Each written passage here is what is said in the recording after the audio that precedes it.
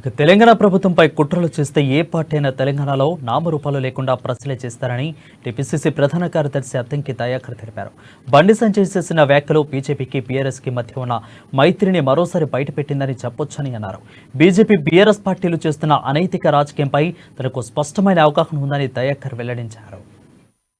మమ్మల్ని ఏదో అలర్ట్ చేసినట్టుగా కనపడ్డా సరే అటువైపు బీఆర్ఎస్ బీజేపీ మైత్రి తెలుసుకోవాలని చెప్పి మిత్రునికి సూచిస్తున్నా. కాంగ్రెస్ పార్టీ ప్రభుత్వం పట్ల మీకున్న ప్రేమను హర్షిస్తున్నప్పటికీ కూడా మీ పార్టీ బీఆర్ఎస్ తో చేస్తున్న అనైతిక రాజకీయ రహస్య ఒప్పందం మాకు స్పష్టంగా తెలుసు.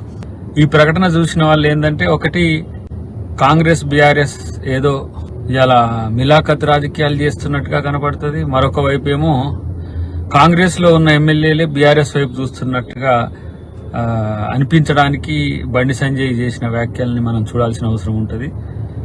ఆ పరిస్థితి వస్తే అంత